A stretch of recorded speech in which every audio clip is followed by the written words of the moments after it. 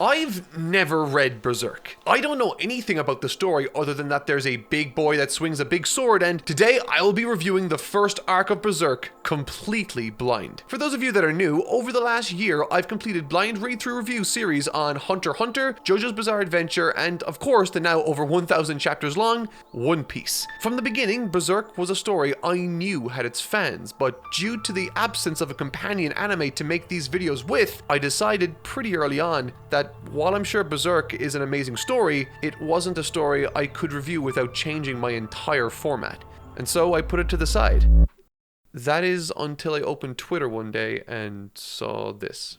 Now, naturally, I don't like to dwell on very serious subject matter all too often, but the outpouring of passion for this man's work in response to his tragic passing not only captured my attention, but really put into perspective what this series must have meant to so many people across the world. I think we all have a story like that that's touched our hearts in one way or another, and it made me wonder that despite the difficult production these Berserk reviews might demand, maybe there's a way. I'm waiting so long. I'm waiting so long. I'm waiting so long. I'm waiting.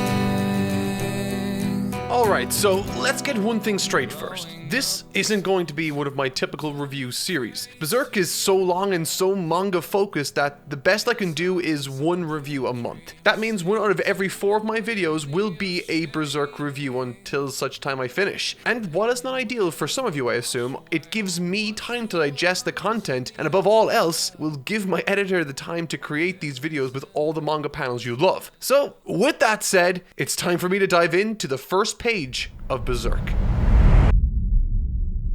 Okay, in storytelling, I find few aspects to be more irritating or offensive than when a story is boring. But let me tell you, Berserk is not boring.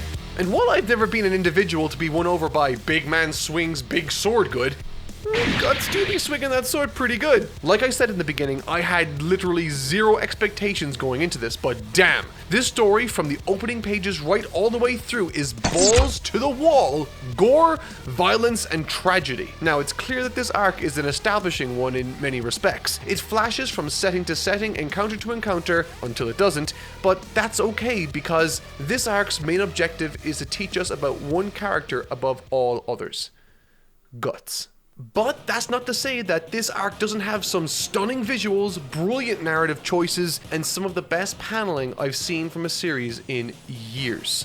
But be warned, it gets pretty intense from here on in. I mean, the opening pages alone are crazy. So, like, I'm sitting there holding this leather-bound behemoth of a volume with 2 hands, by the way, because it's a thick and heavy boy. I open the first page and bam! This is what I see. Now, I know we're taught in English class to grab our reader's attention in the opening paragraph or as soon as we can, but jeez, I don't think that this is what Mr. Troy was talking about when he said that. And it's not at all how I thought I'd be spending my Saturday, but the opening chapters primarily concern themselves with establishing the world, the main character's Guts, and a smaller supporting character called Puck, who will no doubt play a massive role in the dynamic moving forward, which I am very grateful for, seeing as the closest thing Guts could muster to light-hearted banter would be him clutching someone's light heart in his fist. Now, full disclosure, that actually hasn't happened yet in my read-through, but I would be surprised if it doesn't ever happen given what this introductory portion has shown me thus far. In saying that, the first few chapters did a fantastic job in sucking me into the story, which, given that this material was written in the 80s, gave me tremendous hope for the future of this series. Normally, with more middle-of-the-road serializations from this era, the age of the product is felt. However, a number of properties managed to achieve that timeless feel with their focus and dedication to character and world building. Thankfully, Berserk does just that. Berserk feels like it could have been written this year in many ways, helped in part by its dedication to the medieval dark fantasy aesthetic, coloring the encounters and choices made by characters, from the weaponry, the armor, or even the transportation used. Need to get to the next town faster? Well, you gotta hitch your ride with some randomer on the back of a horse and cart, all Hateful Eight style. But the crowning jewel of the story for me has to be how it imbues different individuals with their respective characteristics. In other words,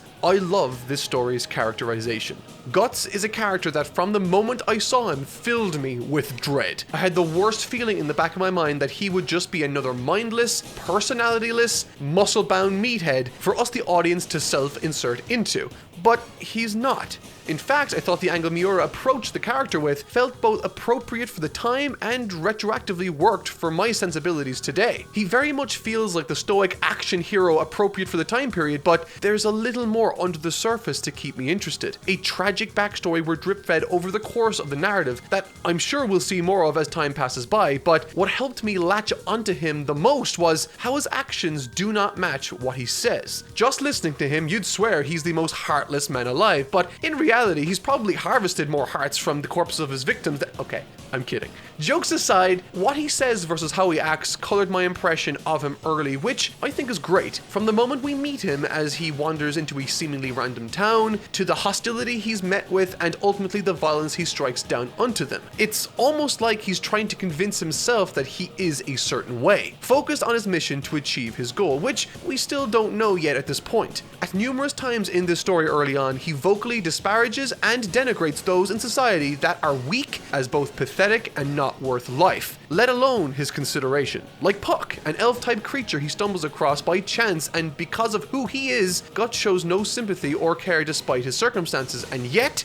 whenever he seems to encounter someone in need, including Puck, he gets involved more often than he would let you think. And if that were it, I wouldn't have thought to address it. There are lots of characters like that in anime. Vegeta very much is that character right now in Dragon Ball Super, to a much more lighthearted degree, might I add. Someone that doesn't want to show how much he cares and hides it behind a thin facade. But ultimately, when the chips are down, he does help, every time. But that's not who Guts is. Every time Guts might do something accidentally or overtly righteous, he shows visible frustration with himself, as if he's scolding or trying to suppress who he truly is instead of accepting it. And at this point, we're not really sure why he does this.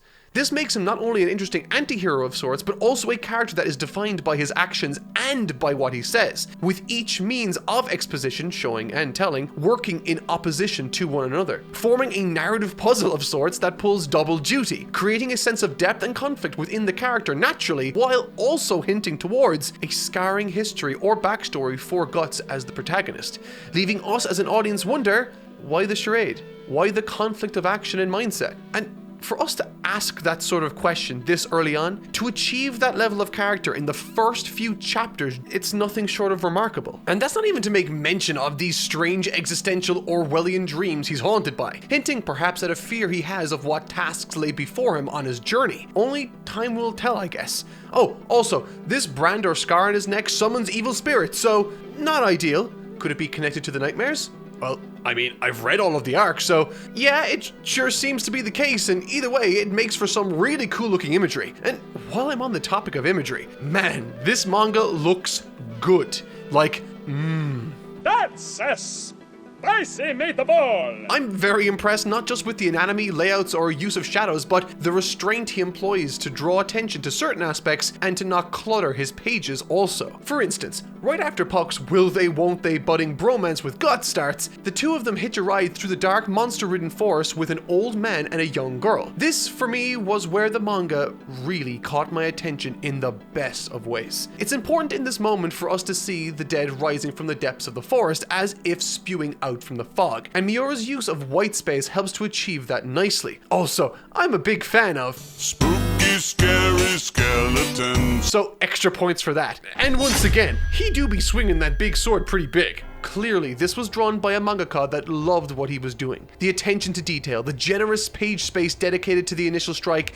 with ample time given to the follow-through on the following pages. Every single time he swings this fridge door at someone, it's given special treatment. As it should. It's an awesome shot. It looks so good, in fact, I didn't even really mind the fact that the only reason they came into conflict with the skeletons in the first place came down to the idiotic choice of a little girl. Oh, she's a demon.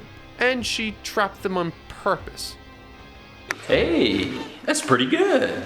I'm not even remotely kidding when I say that around every corner, something happens that quickly grabs your attention in this manga, and it never lingers long enough either to get boring or overstay its welcome. In fact, it felt like Miura was trying his best to express what these scenes needed in as efficient a way as possible. Take, for example, this scene with the little girl. First, we see that Guts is busy with the spooky, scary. Second, we see Puck notice something in the carriage. Third, we see the disembodied head of the driver. Fourth, we see Guts and Puck react, with Guts' reaction reinforcing his good tough guy persona, hesitating, not wanting to hurt the little girl, and, in the process, gets stabbed. This is all slowly but effectively building tension to the final shot, where he swings his big sword yet again, only this time, unlike all of the other instances that preceded this big swing, there's no focus on the gore of the situation. There's no focus on how badass the moment might be. It's looked on from afar as the dramatic and tragic, unfortunate death that it is. One that befell a young, innocent girl. This is the difference between a mangaka that just wants to draw cool stuff and a mangaka that wants to draw a great manga that he believes in.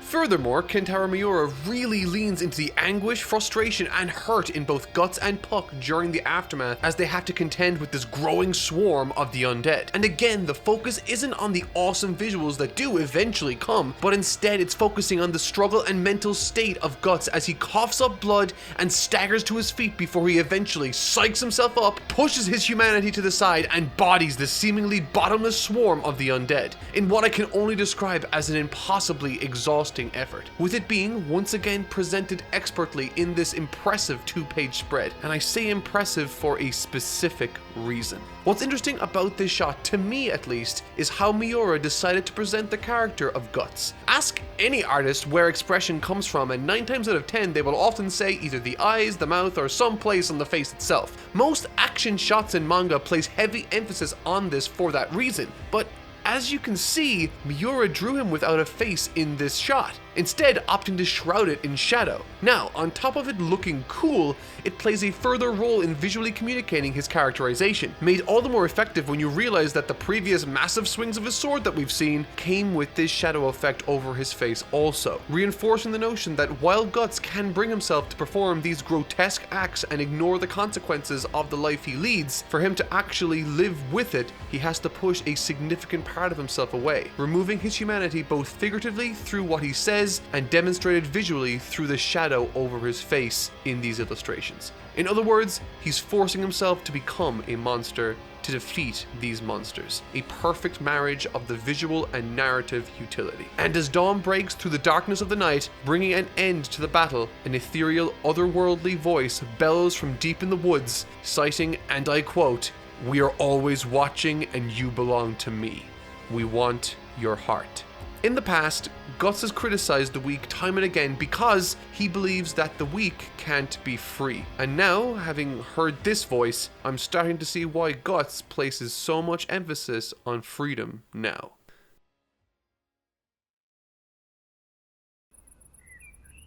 これは日本のジフィールコマーシャルの時間だ。はい。ジフィールちゃん、君を飲ませてくれ。おお、おいしそう。お前たち、今すぐジフィールを買え。今だ。血管からジフィールを送り込め。やめろ。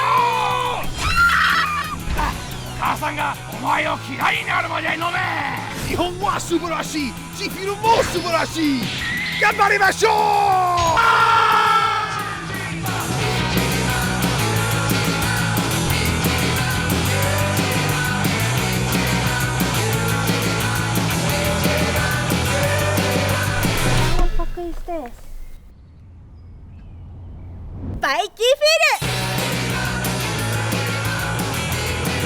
Jokes aside, everyone, G Fuel has been the best sponsor I've worked with in my career, in all honesty. The people are amazing, and there's virtually no filter or script for me to read off of, as made evident by this commercial they allowed me to make. I've tried the product and I sincerely think it's delicious, so if you'd like to try it for yourself or want to help out the channel, click the link in the description below. Thank you, everyone. What am I doing here? What are any of us doing here? My God. Ow. That really hurts. Anyway, where was I? Oh yeah, The Meaning of Life by Guts. The next section is by far and away the most substantial story sequence we've received thus far, and I think if you were to ask anyone who's read this material what the best part of the arc was, it'd be this mini arc concerning Guts' dance with the evil count of this poor, misfortunate village. It's got all the normal bells and whistles I've come to expect from this story thus far, only everything is turned up to 11, with more gore than I've seen in the manga, with a touch of body horror. And by a touch of body horror, I mean, holy hell, what the hell is that thing? Kill it with fire! Up until now, the story, rightfully, has focused on characterizing Guts and Puck as well as fleshing out the wider world and its mechanics for us as an audience. Now that those introductions are done, it's time to settle into the first substantial mini-arc of the story. One that I noticed may have heavily influenced an anime I saw a few years ago. So obviously, in fact, that I'd find it hard to believe that they aren't at the very least influenced either by each other or by the same source. It can't be a coincidence. But yeah, I'll make sure to mention that when I get there. But for now, this story kicks off in a very Western fashion, as our Lone Ranger Guts encounters a tyrannical, vindictive, and seemingly careless count after he enters his town. Yeah, this count isn't a great leader? After having finished this arc, looking back, I think it's interesting to see how many parallels were being set up right from the get-go between the Count and Guts respectively. Subtle as they are, I think it helped to build up what eventually became a similarity between them, as well as a powerful theme in this story, exploring what lengths people will go to in order to deal with pain, loss, and suffering. On a plot front, there's some interesting set pieces that really made this feel distinct to a lot of the other scenarios we've encountered leading up. Everything else before now, I realized was just training wheels. And I say this because once we learned the Count's true intentions and physical makeup, I was greeted by imagery that actually made me wince with how disgusting and horrific everything looked. Primarily once the Count starts possessing people and growing his slug-like slimy body inside them like some sort of weird parasite. What? So, okay, remember when I spoke about this arc clearly being inspired, or maybe inspiring, a specific anime I watched? Well, it all came to my attention in the third chapter of The Guardian of Desire, within which there's an image that looks very reminiscent of numerous shots from the Parasite the Maxim franchise's monster. So close, in fact, that I'm convinced this is where Parasite Guy got his idea from. But I'm not certain that's the case. Both this manga and Parasite came out at roughly the same time, and given that both share such similar imagery with this concept, one is either emulating the other or they both saw the same inspiration from a third party elsewhere. Either way, it's a cool as hell shot and one that's remained in my memory since long after. From a choreography standpoint, the fight scenes in this arc just get better and better by building on the prior material in the story. Throughout this story, we've been introduced to the series of different weapons in Guts' arsenal, like the giant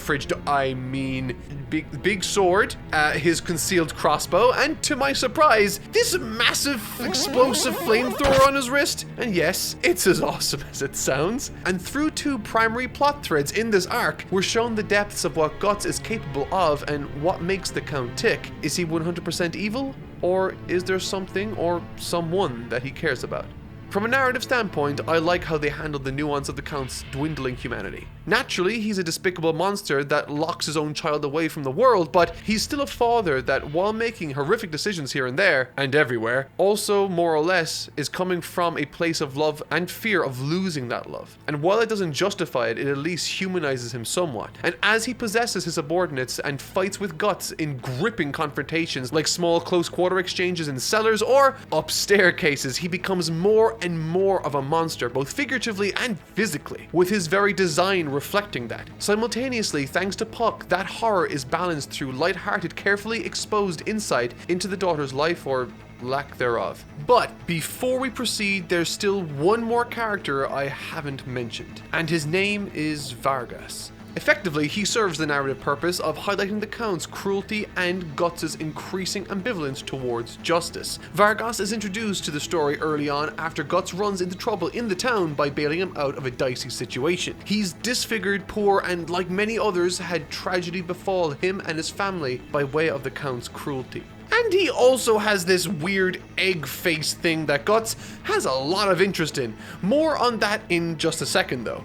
At every turn, Guts refuses to avenge his family and to take down the Count, even after Vargas's execution, which offered up some brilliantly effective moments to demonstrate Guts' mindset versus how he's trying to feel. It's an aspect of this arc I thoroughly enjoyed, watching how he keeps trying to be something he's not. He tries to be detached, cold, and dispassionate. He tries to tell himself this lie so often that it directly results in the execution of Vargas, the man that reached out to him when he needed help.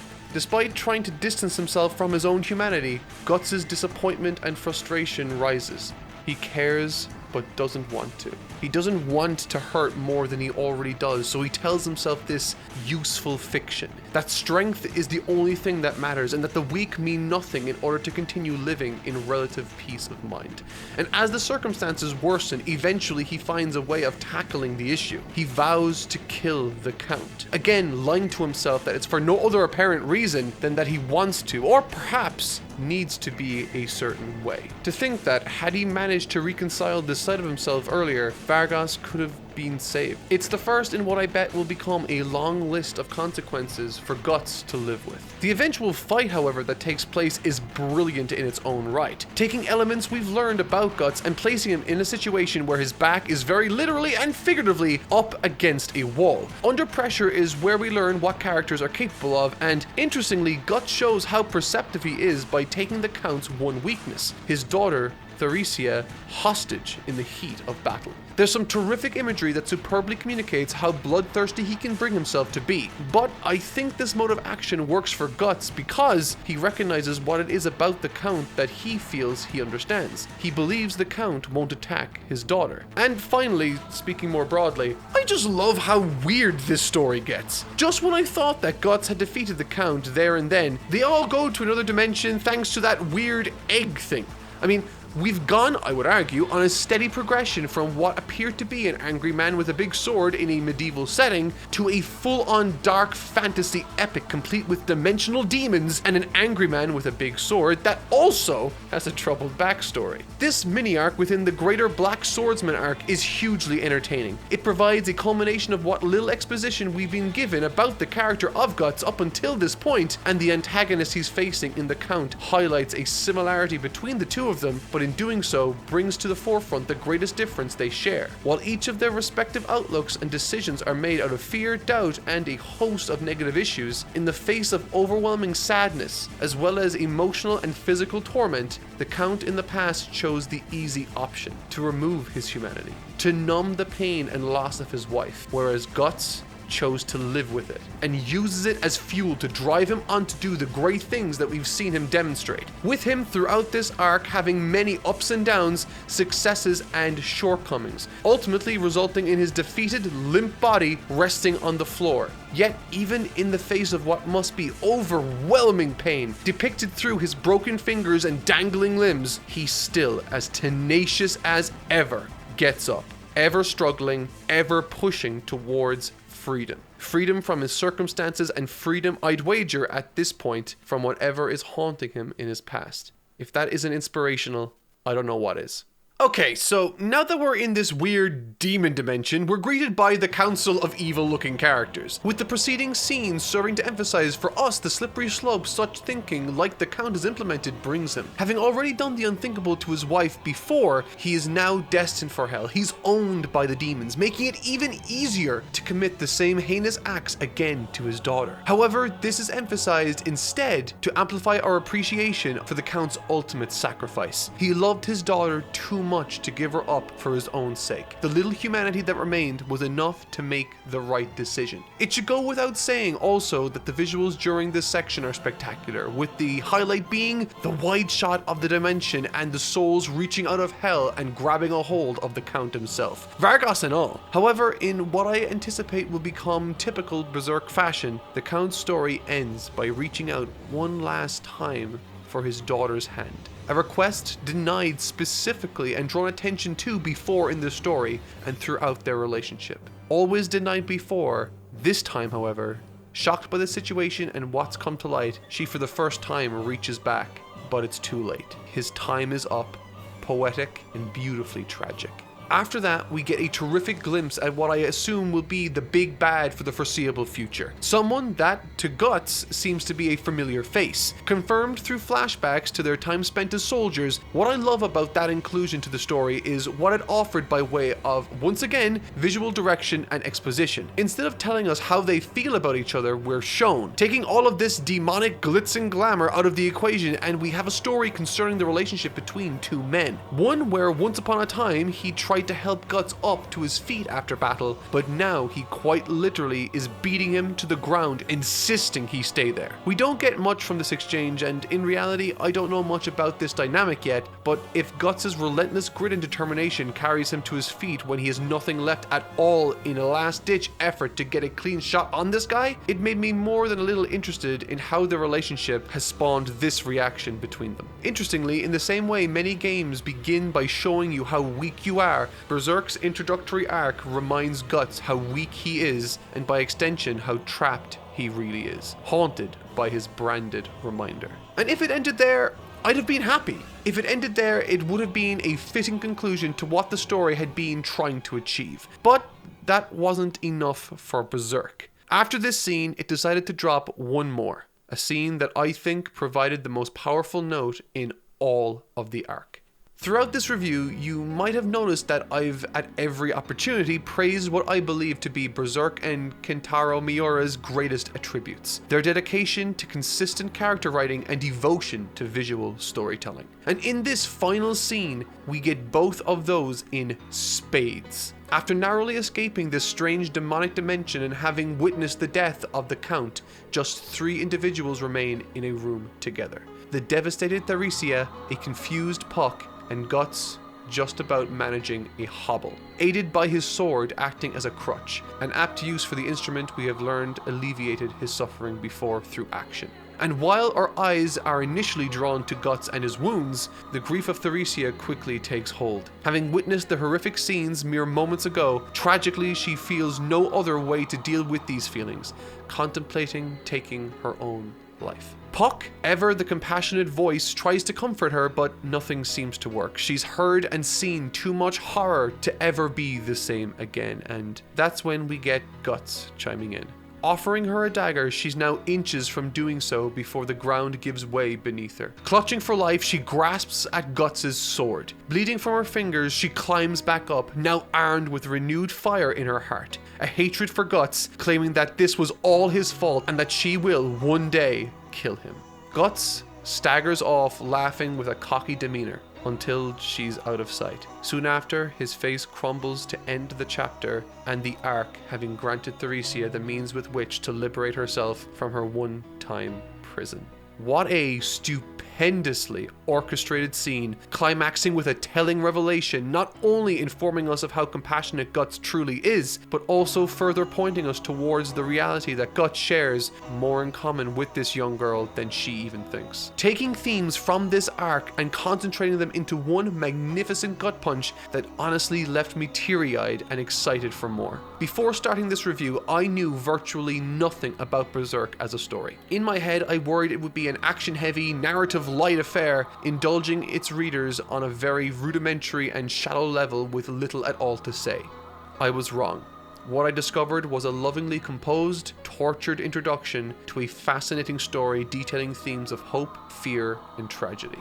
Penned by one of the most impressive manga artists I've read the work of. Thank you all for recommending me this story. Rest in peace, Kentaro Miura.